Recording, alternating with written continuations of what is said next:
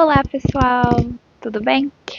Bem-vindos ao canal Chapters and Bookends, ou CB. Meu nome é Julia e aqui a gente fala sobre livros, leitura e outros assuntos afins.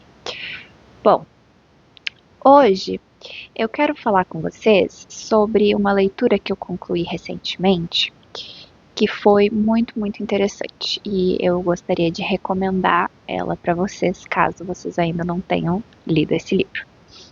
É 100 Anos de Solidão, de Gabriel Garcia Marques, que é um dos livros mais importantes da literatura latino-americana, da literatura de língua espanhola, certo? E é um livro também muito importante daquele movimento que a gente chama de realismo mágico ou realismo fantástico, certo? Peço perdão se a minha voz estiver meio estranha, mas eu tenho tido muito ataque de rinite ultimamente com a troca da estação. Então, talvez eu fique com a voz meio estranha. Bom, esse vídeo, só para esclarecer, não se propõe a ser uma análise crítica da obra, não se propõe a ser uma resenha propriamente também. Eu só vim aqui para comentar com vocês algumas das minhas impressões e um pouco da minha experiência de leitura, alguns pontos positivos que eu encontrei no livro, coisas que eu achei muito interessantes, bem como uma parte, eu não vou dizer negativa, mas uma parte que eu achei difícil de lidar durante a leitura, certo? Bom, eu vou começar falando sobre todos os pontos positivos que tem nessa obra, porque são vários, certo? Para começo de conversa, 100 Anos de Solidão é escrito de uma forma linda. A escrita do Garcia Marques é belíssima. Tem trechos extremamente poéticos, é muito bonito realmente. Isso a começar da primeira página. Inclusive eu vou ler para vocês 2 trechos. Eu vou ler a primeira frase do livro, que é bastante famosa, e depois um trechinho que tem um pouquinho mais abaixo aqui, ainda na primeira página do livro. Só para vocês terem um gostinho do quão bela é a escrita do Garcia Marques. Muitos anos depois, diante do pelotão de fuzilamento, o coronel Aureliano Buendia havia de recordar aquela tarde remota em que seu pai o levou para conhecer o gelo. Essa é com certeza uma das frases iniciais mais icônicas de qualquer livro que eu já tenha lido, certo? Talvez eu faça um vídeo sobre inícios icônicos de obras literárias, eu acho que seria bem interessante. Bom, e aqui o segundo trecho então que eu queria compartilhar com vocês. José Arcádio Buendia, cuja desaforada imaginação ia sempre mais longe que o engenho da natureza e muito além do milagre e da magia, pensou que era possível servir-se daquela invenção inútil para desentranhar ouro da terra. Eu achei simplesmente belíssima a forma como ele descreveu aqui o José Arcádio, as características dele, e eu acho que essa frase é um bom exemplo de como a narrativa é bonita, é bem escrita, é gostosa de se ler por isso, certo? Então, além de ser belíssima, a narrativa também é muito fluida. Eu achei uma leitura muito fácil, assim, de quando eu sentava para ler, eu começava e quando eu percebia, eu já tinha lido 10, 15 páginas, 20 páginas, né? E esse livro, ele se divide em capítulos ou em seções não numeradas, nem nomeadas, mas se divide em capítulos de mais ou menos 20 páginas cada. Então, acaba sendo um livro fácil de avançar, né? Contudo, eu não avancei muito rápido nele. E eu vou falar sobre isso mais pro final do vídeo, o porquê disso. Bom, tendo falado então da narrativa maravilhosa, né, do estilo de escrita que é belíssimo, outra coisa também muito interessante do livro é a questão da magia, né? É um livro de realismo mágico, então claro que a gente tem magia misturada aí na história, e a magia permeia o livro inteiro, sabe? As histórias e tudo mais. Tudo começa com um cigano chamado Melquíades, que chega na cidade de Macondo, né? E vai se tornar amigo de José Arcádio Buendia, fundador, da, do vilarejo de Macondo, e o patriarca da família Buendia, né, a primeira geração é o José Arcádio Buendia e a Úrsula Iguarã, que vão fundar Macondo junto com algumas outras pessoas que eles trazem do seu vilarejo anterior, certo?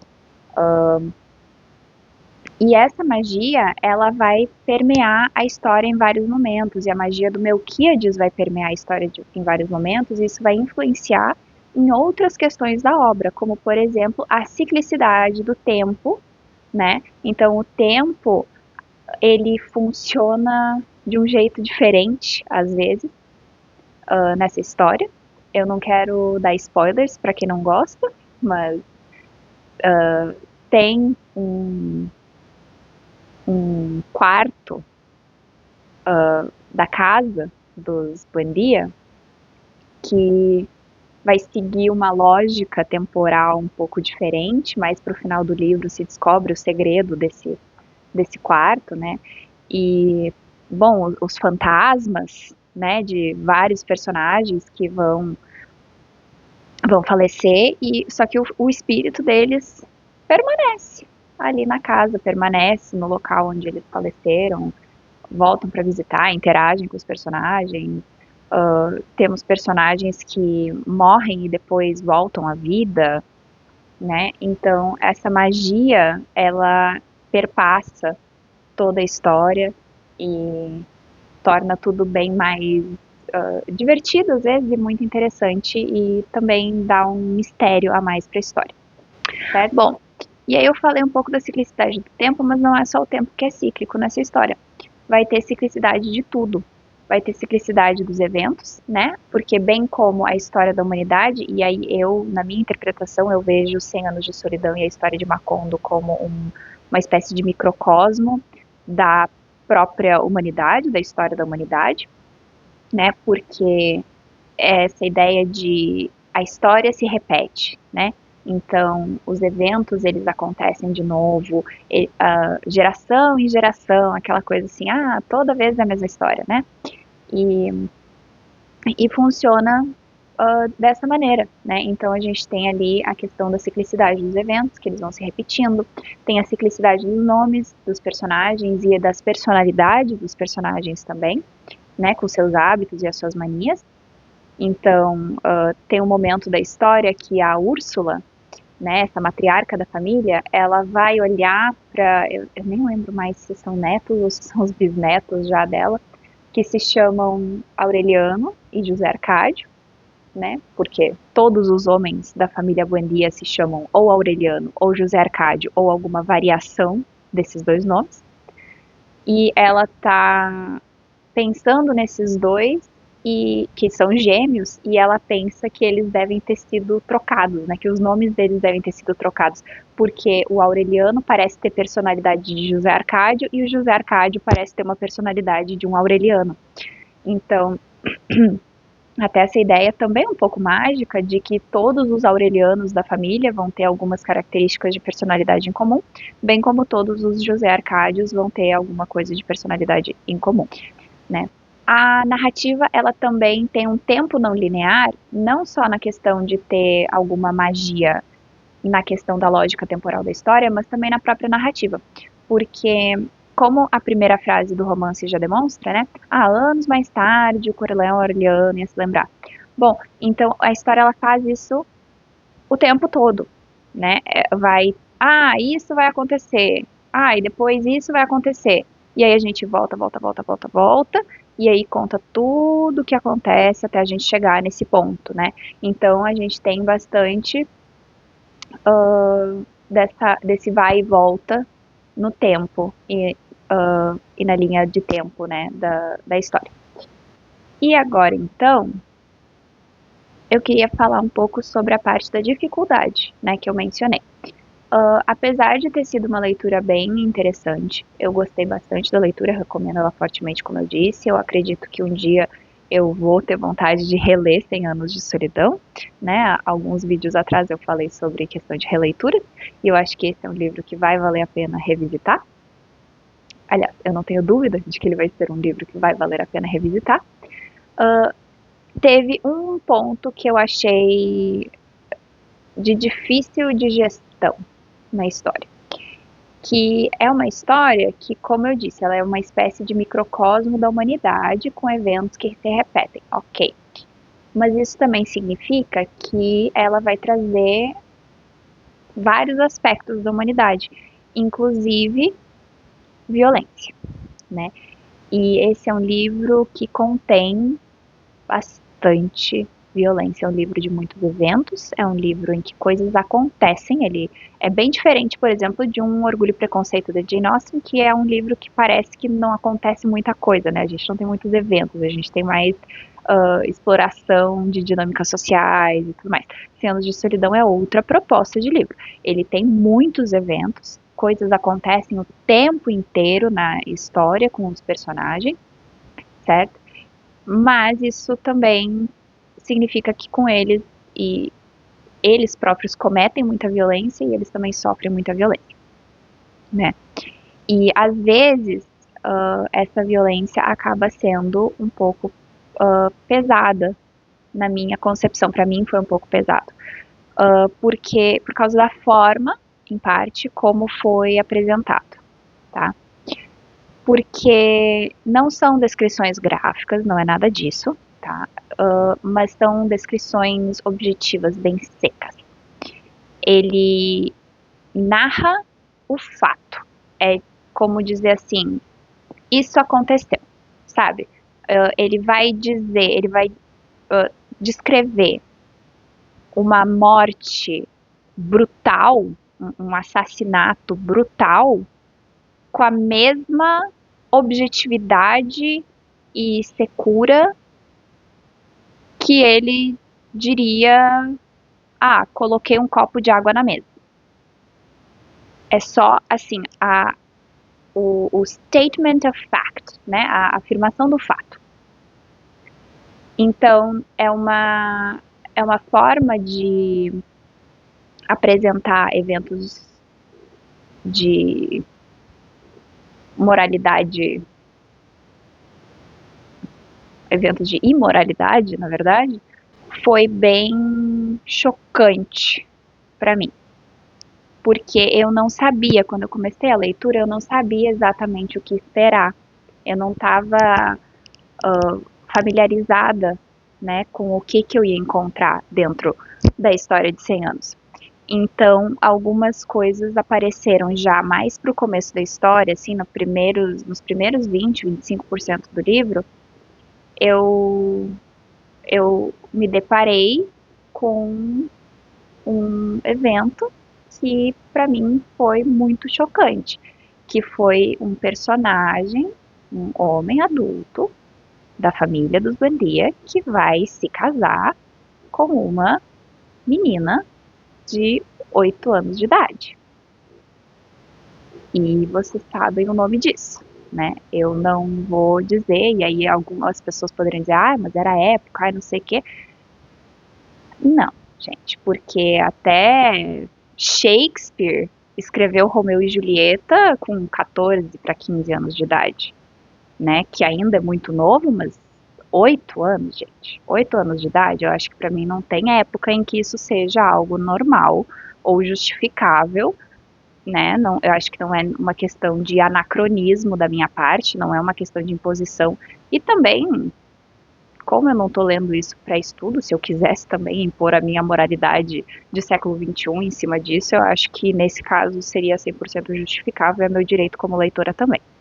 Mas, né, então, aquele momento ali que fica claro que realmente vai se concretizar, esse casamento vai acontecer, foi quando eu precisei dar uma pausa, e eu dei uma pausa, assim, de uns 15 dias na leitura, para processar e para pensar se eu ia realmente querer seguir a leitura. Foi um momento que eu considerei parar o livro, porque realmente me chocou bastante. E, enfim, é uma temática que eu não gosto de ler sobre essas coisas, entendeu? É uma escolha pessoal minha, uma preferência minha, né? É uma temática importante de ser trabalhada, mas é uma coisa que eu acho chocante demais, eu não tenho estômago para essas coisas, então eu prefiro evitar. Mas passados ali os 15 dias, eu pensei, não, mas é um livro que é tão famoso, é tão amado, né? Tem que ter alguma coisa ali que faça valer a pena, né? Eu engolir isso. Então, eu peguei o livro de novo, e aí quando eu comecei a ler de novo, eu percebi que assim, o pior, digamos, já tinha passado. Então, eu continuei a leitura e encontrei muitos outros eventos de violências diversos, né? Guerras, massacres, mortes terríveis, incesto. Tem de tudo. Este livro tem de tudo que possa imaginar. Daí volta mais uma vez para aquilo que eu tinha falado, uma espécie de microcosmo da humanidade. Tem tudo, né? Então foi mais isso, assim, sabe? Mas eu acho que também foi em grande parte porque eu não sabia o que esperar, eu não estava imaginando que isso fosse acontecer nessa história, sabe? Então eu não estava preparada para me deparar com aquilo. Então eu acho que para quem tem assim alguma sensibilidade ou para quem não é muito fã de entrar em contato com violência e temáticas como essas nas suas leituras, né? Eu acho que esse livro é importante saber o que tu vai encontrar, né? Pra estar preparado, sabe? Não é assim, ai, não leia. Leia, mas leia sabendo que vai ter isso ali. Então, vai preparado para sentir nojo daqueles personagens, vai preparado para ficar horrorizado com o fato de que ninguém parece achar estranho que um homem queira se casar com uma criança, né? Mas, apesar dessa dificuldade que eu tive, né, com essa honestidade brutal a respeito da humanidade, por assim dizer, né? Dá para se dizer que é uma narrativa de humanidade nua e crua, né? Com todos os defeitos da humanidade apresentados ali. Bem como as muitas qualidades, né? Solidariedade, lealdade, amor, carinho, etc. Então é isso, pessoal. É uma leitura que eu gostei sim, tá? Eu superei, eu persisti, apesar desse meu choque inicial. Eu consegui aproveitar muito a leitura, né? Apesar disso, aí quanto mais eu avançava na história, mais acostumada eu estava com o que eu podia encontrar ali. Então foi ficando cada vez mais fácil, né? A leitura foi porque é muito isso, assim, é uma questão de preparo mental. Para mim, pelo menos, é o caso. É uma questão de preparo mental. Se eu sei que vai ter aquele tipo de situação, aquele tipo de conteúdo, eu consigo me preparar e eu consigo, né, lidar com aquilo melhor. Mas, se eu não sei, fica um pouquinho mais difícil. Mas a leitura foi muito boa. Como eu disse, eu amei o estilo de escrita do Garcia Marques, a poesia das palavras dele. Ele era um verdadeiro wordsmith, né? Um artesão de palavras, por assim dizer. Então ele tinha um domínio fora de série, né? Das palavras, de como construir uma frase. Então é tudo muito bonito. O texto em si é muito bonito. E eu acho que para mim essa foi o que mais me chamou a atenção na leitura, o que eu mais aproveitei, o que eu mais gostei, foi a própria escrita em si do Garcia Marques. Essa, o sabor da narrativa dele. Eu gostei bastante. Eu marquei vários trechos que eu achei belíssimos, né? E a questão do enredo, a gente tem várias coisas ali que são muito divertidas, são muito legais, são muito interessantes, e algumas coisas que são mais chocantes e que a gente tem que realmente se preparar para digerir essas questões, né? Mas também é uma forma de a gente encarar a realidade, né? Porque a realidade, a gente, bom, é só ligar qualquer jornal e a gente sabe que as atrocidades das mais absurdas acontecem todos os dias, não é mesmo? Então, não é não é algo impensável. Bom, se vocês já leram o livro, comentem aqui embaixo o que vocês gostaram na leitura, se vocês também ficaram bem chocados com as violências que a gente encontra por ali. E se vocês não gostaram, me digam por que não gostaram, né? E se vocês ainda não leram, vocês gostariam de ler? Compartilhem isso comigo também. Bom, pessoal, por último, vou pedir que vocês deem aquele like e se inscrevam no canal se ainda não estiverem inscritos, para a gente continuar conversando sobre livros toda semana, certo? E até a próxima!